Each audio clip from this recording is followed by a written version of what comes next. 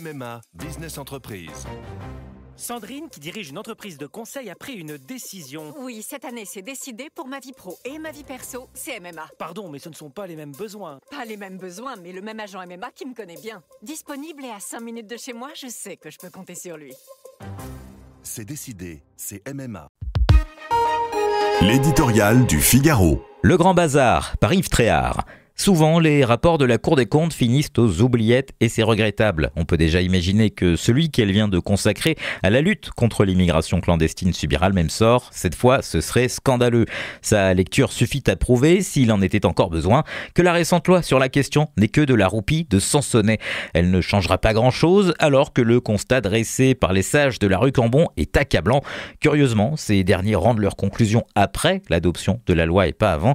Ils ne voulaient pas, disent-ils, perturber les débats. Mais à quoi sert cette institution sinon à éclairer les pouvoirs publics? Et comme le hasard n'existe pas en politique, pour brouiller encore davantage les cartes, le ministre de l'Intérieur a choisi d'annoncer fièrement hier que le nombre d'immigrés expulsés en 2023 avait augmenté de 30%. Avec tambours et trompettes, le jour même de la publication du brûlot de la Cour des comptes, 4686 expulsions, soit 1000 de plus qu'en 2022. Une goutte d'eau par rapport aux quelques 500 000 entrées cette année-là à titre de séjour et demande d'asile. Pas de quoi pavoiser. Donc, face à l'immigration irrégulière, la France est une passoire. Quand ils sont autorisés par l'Union européenne, les contrôles aux frontières sont limités, sans prise d'empreinte, ni enregistrement des identités ou vérification sur fichier. La coopération des services entre la police aux frontières et les douanes est aléatoire, tout comme entre toutes les administrations.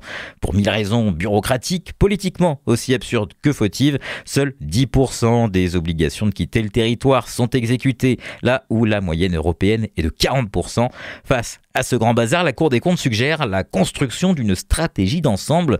Ce ne serait qu'un début, car il conviendrait aussi de revoir les filières d'immigration régulière, très souvent détournées. La générosité de notre État-providence envers les arrivants, très supérieure à celle de nos voisins, et notre politique de visa sur mesure pour les ressortissants de nos ex-colonies. Un véritable tonneau des Danaïdes.